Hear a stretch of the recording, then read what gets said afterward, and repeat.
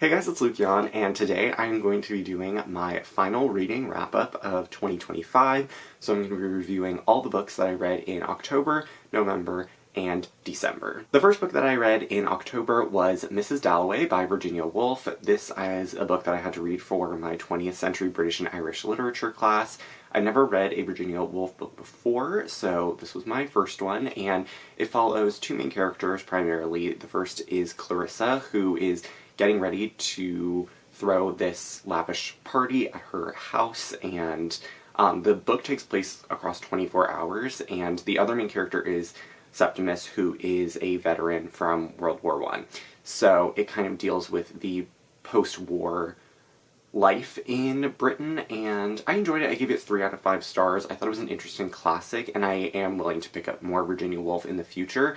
It's just this one didn't have a ton of plot, and I liked the characters, but I wasn't fully gripped as I was reading it. Then I read Oathbound by Tracy Deonn. This is the third book in the Legendborn cycle, and I really like this series. The first book is probably still my favorite, but it follows a young girl named Bree who is still kind of recovering from the death of her mother, and she ends up going to the University of North Carolina at Chapel Hill for an early college program and finding out that she has these latent magical abilities, and there's some Arthurian legend thrown in. It's a really, really cool series with tons of different kind of magic systems and mythology, and I really, really enjoy it. This is the third book. Can't really talk about what this installment is about specifically, but I gave it 4 out of 5 stars. I thought it was a good continuation of the story and an interesting setup for book 4. There are a lot of things in this book that I feel like there was a good chance that I wouldn't like them because there's some tropes and stuff that I don't normally get interested in, but I think Tracy Deonn did a good job of subverting a lot of those formulaic aspects and kind of making them her own. And this book is very, very long, but I was engaged pretty much from the beginning to the end, and I'm excited to see how the story wraps up in the 4th and final installment. Next, I reread All This Twisted Glory by Tahereh Mafi. This is the 3rd book in the Woven Kingdom series, and I reread this book in preparation for the 4th book, and I love this series. I have a full dedicated spoiler-filled review of All This Twisted Glory up on my channel, so definitely check that out if you are interested. And, oh my god, the lighting is like completely washing this book out, but this series follows 2 main characters, sort of. There's kind of a 3rd one, but it takes place in a world kind of inspired by the Persian Empire. There's a lot of influences from the Shahnameh in this series, and there's like hidden prophecies, there's princes and long-lost queens, and it's just amazing. I love this series so much. All This Twisted Glory, it was really nice to reread this book and kind of just refresh myself on everything that was going on in preparation for book 4. And that brings me to my next read, which was Every Spiral of Fate by Tahereh Mafi.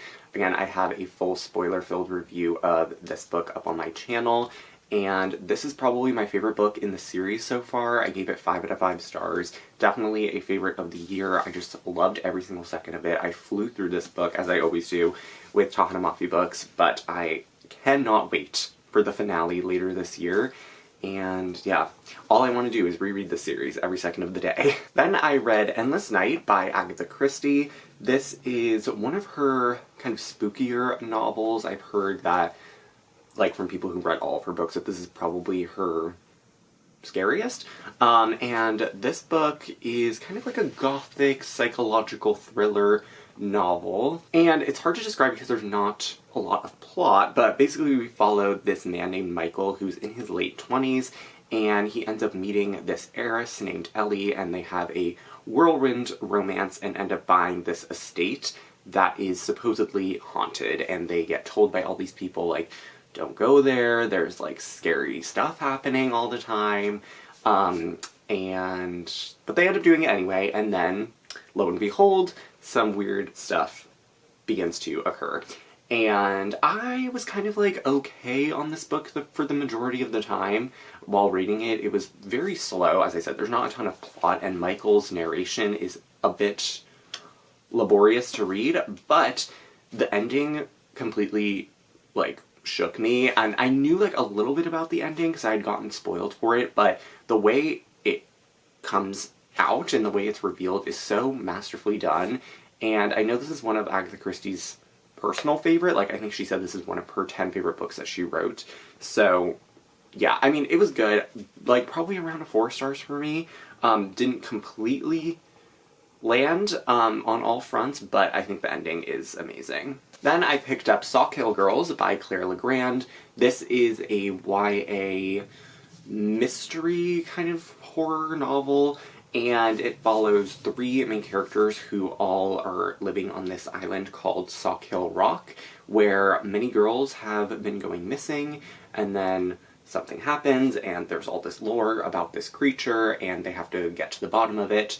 And I liked this book. I gave it 3 out of 5 stars. It was very, very easy to read. It kind of flies by, even though it's pretty long. Like, it is around 450 pages, but I did kind of fly through the book, and I was enjoying it on a page-to-page basis, but I just don't really ever think about this book. I kind of already forgot that I read it, and I don't remember, like, anything about it. Like, I can remember some scenes here and there, but I don't really think about the characters at all. Like, it is interesting on paper, but I don't think it's something that really sticks with me personally. I do remember, however, thinking that the plot was pretty predictable and kind of dragged out. Like, this book is long, and I was engaged while reading because I wanted to figure out what would happen, but then it would be exactly what I thought would happen. So, you know, the ending also, I remember not being a huge fan of, and the characters were, like, just okay for me. But, yeah, I mean, definitely, like, a solid book. I don't hate it, but, and I would recommend it if you're looking for, like, a kind of spooky read that has, like, some feminist elements to it, but not a book that I think I will, like, display on my shelf. Then I read Cut and Thirst by Margaret Atwood. This is a very, very short story, and it follows 3 women that are kind of talking about murder and stuff. I enjoyed this. I think I gave it 3 stars. I really don't have much to say about it. It was like 30 pages long, so it was cool, and I definitely want to read some full-length Margaret Atwood books in the future. Then I read The Bird and the Blade by Megan Bannen, and I gave this book 5 out of 5 stars. I absolutely loved it. Definitely one of my favorite books of the year. It is set in the 13th century during the Mongol Empire, and our main character, Jinghua, is from what is modern-day China, but she ends up kind of working for one of the princes in the Mongol Empire, and they traverse across the kingdom because he is going to try and marry this princess named Turandot, who has 3 riddles, and whoever solves them, she will marry. It kind of is hard to describe because there's a lot going on in this book, but I loved it from page 1 until the end. It is so beautifully written. There's a lot of different mythology in it. There is a story that it kind of is retelling in here that I was not previously familiar with, but I just loved this book. Like, the writing, the setting, the characters, the plot, it is really cool. It kind of goes between Jinghua with this Mongol prince and his father as they kind of go across the Mongol Empire towards China, and then we get chapters in the present day where Halaf is trying to solve Turandot's riddles. So it's a really cool back and forth dual timeline story, and I just loved it. Like, I literally have 0 complaints about this book. I devoured it, and it is criminally underrated. Please, please pick it up if you have any interest in the Mongol Empire, if you like mythology. It's just incredible. The next book that I read was 1984 by George Orwell. I'm sure you all know what this book is about, but it is another one I had to read for my 20th century British and Irish literature class, and I ended up giving it 4 out of 5 stars. I wrote my final essay in this class on this book, and I really enjoyed it. I think it was a very fascinating dystopian world, and obviously George Orwell put a lot of thought and care into the construction of this kind of futuristic landscape, and I was just really interested the entire time. I didn't love the book, like, from beginning to end, which is why it's not a 5 out of 5 stars, but I think it is definitely one of my favorite classics, and one I would definitely recommend if you somehow haven't read it yet. Then I read Lord Edgware Dies by Agatha Christie. This is a Hercule Poirot novel, and the central mystery in this book basically follows Lord Edgware, who dies, and the police are very, very confused about who did it. But Hercule Poirot remembers that Lord Edgware's wife had been talking to him previously, saying that she wants to get rid of her husband. And I enjoyed this. I gave it 4 out of 5 stars. It is not my favorite Agatha Christie book. It's not my favorite Poirot, but it is a perfectly satisfying mystery. I thought the characters were interesting, and I thought the way that the story unravels was cool. There's a lot of twists and turns, and definitely a solid Christie, a solid Poirot, and yeah, I'd recommend it if you're looking for like your next book in that series to read. Then I finished my reread of Crazy Rich Asians by Kevin Kwan. I started this book, like rereading it back in May, and then I didn't pick it up again until October, but I finished the last 100 pages or so in October, and I enjoyed it. I think I gave it 4 out of 5 stars. I don't believe I changed my rating from the first time I read it. Maybe I did. Like, I originally gave it 5 stars, and I gave it 4, but I read it before I ever saw the movie, and then the movie is so good that when I reread the book, I was like, yeah, the movie's definitely better. But this just follows a bunch of crazy rich Asians who are all living in Singapore when the kind of son of the, like, this big family brings his girlfriend home, who is American. And I'm sure you've all seen the movie, 10 out of 10 movie. Book is really good as well, but not as good as the movie in my opinion. Then the next book that I read for my 20th century British and Irish literature class was Death and the King's Horseman by Wole.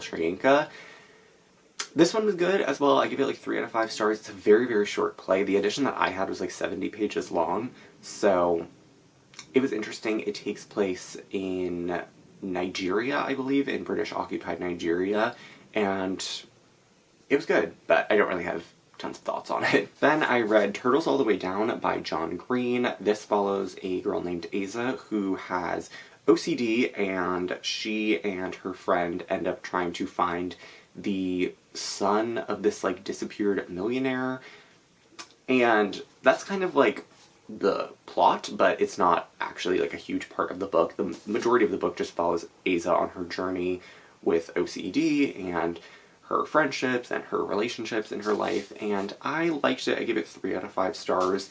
I don't believe I've read another John Green book ever. I mean, I read Let It Snow, which he co-wrote with Maureen Johnson and Lauren Miracle, but I think this is the first book that I read that was written solely by him, and it was good, but yeah, I don't really think about this book that often, which is upsetting because I know a lot of people really connected with this book and like how Asa deals with anxiety and stuff, and I thought that was a very like important aspect of the novel, but I think the rest of it was not good enough for me to give the book a higher rating, unfortunately.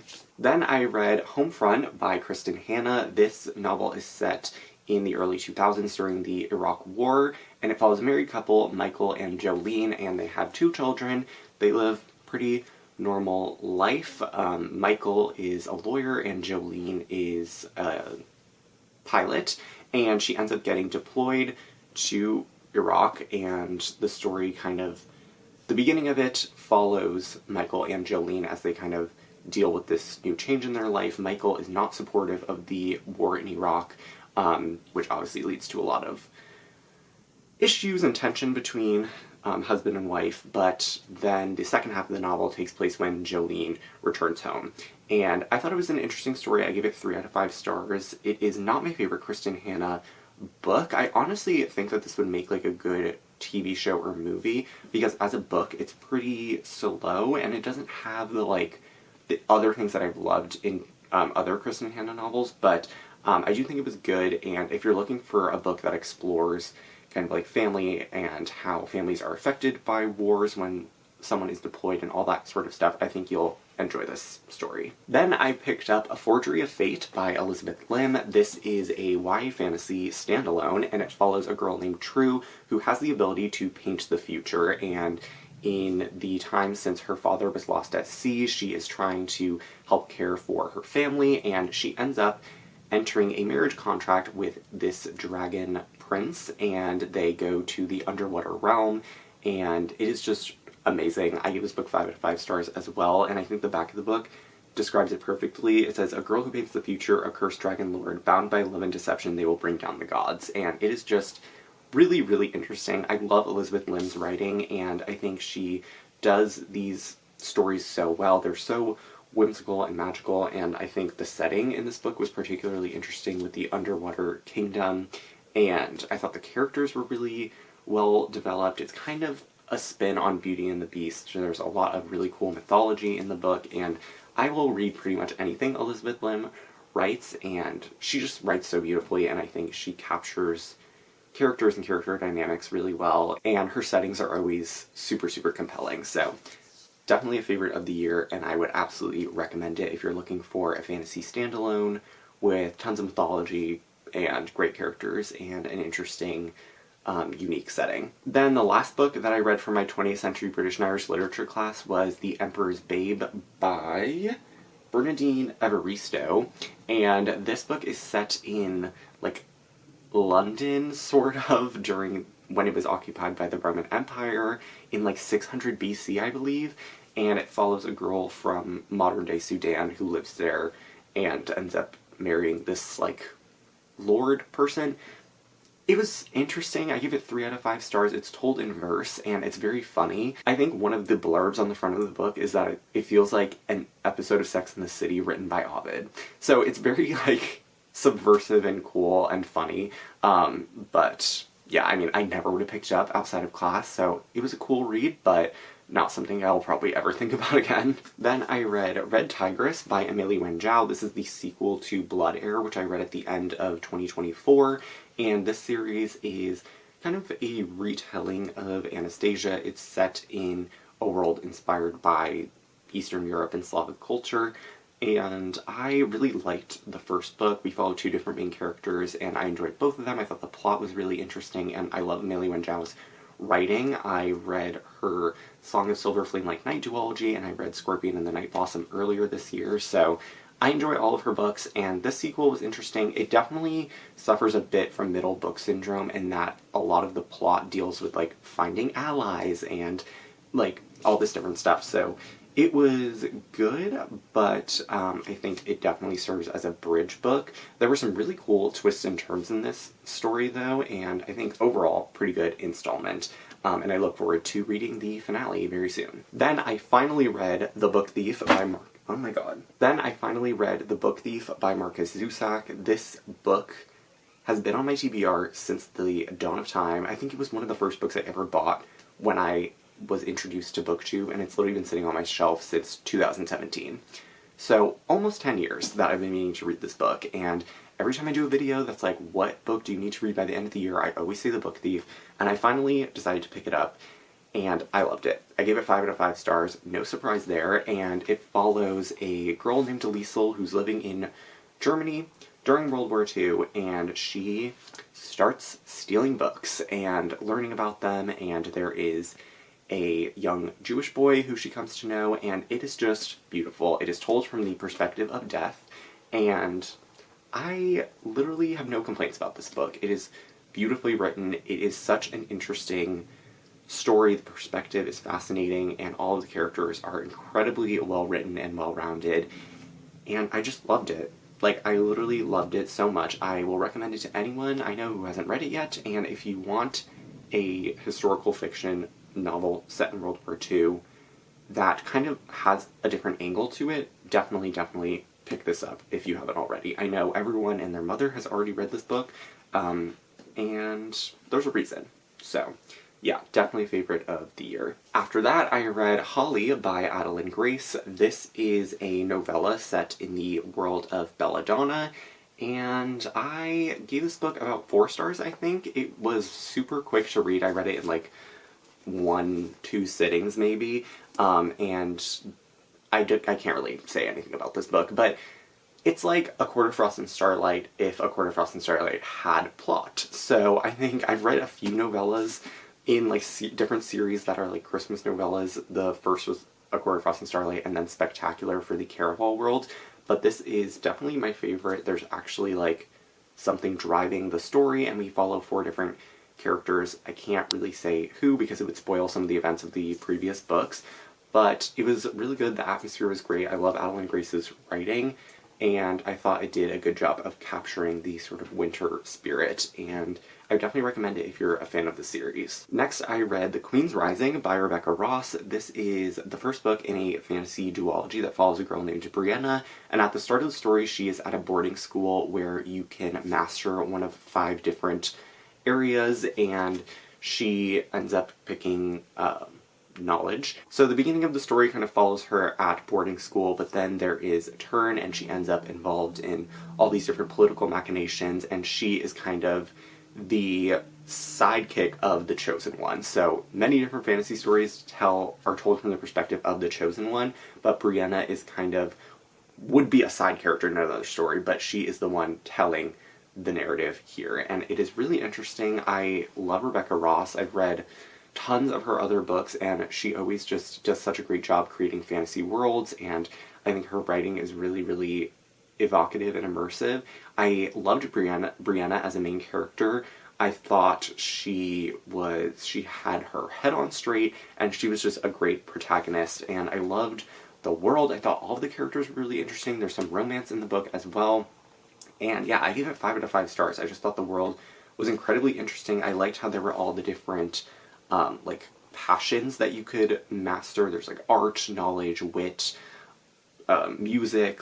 There's so many different things, and there's, magic in the book. It's just a great combination of all these different fantasy tropes. And yeah, I think if you like Rebecca Ross's other books and you haven't picked this one up yet, definitely give it a shot. It is the first book in a duology, but it definitely reads like a standalone, and I think the next book will be really interesting, but if you want to read this as a standalone, you absolutely can. Then I read Winter Song by S.J. Jones. This book is kind of set in Germany, Czech Republic, Austria area, during what I believe is the 19th century. It's never firmly stated, but we follow a main character named Liesel, who, in order to save her sister, ends up going to the underworld and serving the Goblin King. So it's kind of a take on Labyrinth, and she is a musician, so there's a lot about music in this story, and I enjoyed it. I give it a 3-4 out of 5 stars. The atmosphere is incredible, and I think the writing is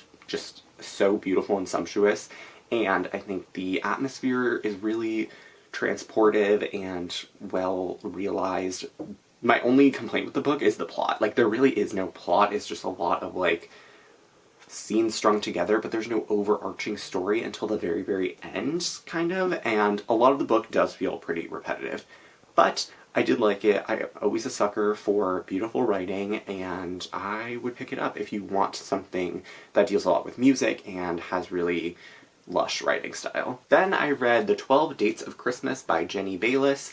This is a book that pretty much is exactly what the title says. There's this woman named Kate who ends up signing up for this service where you go on 12 dates throughout December, and it's a romance novel. And I actually enjoyed this book. I think, again, it's another one I gave 3-4 out of 5 stars. In the beginning, I was not really feeling it because it was just her going on these dates that ended terribly. But by the second half, it became a lot more interesting, and there's more of a solid plot. So I enjoyed it. I'd recommend it, and it's just a cute wintry read. Then I finally read One of Us is Lying by Karen M. McManus, another 5 out of 5 star book. I've had a lot in this later half of the year, and this is a book that I have had on my TBR since 2019. I remember I read the first 100 pages back then, and then for some reason never picked up the book. But this book is pitched as The Breakfast Club with murder, and I think that's a perfect description. It follows 5 people who all end up in detention, and 4 of them come out alive, and they have to get to the bottom of this murder that happened kind of right in front of them, and they're of course accused, and it's just amazing. 5 out of 5 stars. No wonder this book is so popular. I loved all the different main characters. I think Cooper was probably my favorite, and I thought the writing was just so addicting. I could not put the book down while I was reading it. And it's pretty character-driven, but the mystery is so compelling. You just have to know how it's going to end up, and I think the resolution was so fascinating. So, really, really loved this book, and definitely, a favorite of mine. Then the last book that I read in 2025 was One of Us Is Next by Karen M. McManus. This is a sequel to One of Us Is Lying. It takes place, I think, like 6 months later. We follow a whole new group of characters, and in this book there is a truth or dare game where you either have a terrible secret revealed or you have to do a dare, which is usually like high school pranks. So the person that is running the game is saying like, always choose dare, always choose dare. You don't want these people finding out your deepest, darkest secrets. But then someone is murdered and things kind of go from there. So I really enjoyed this one as well. I gave it 4 out of 5 stars. I definitely liked One of Us Is Lying more, but this is a perfectly good mystery as well with some really compelling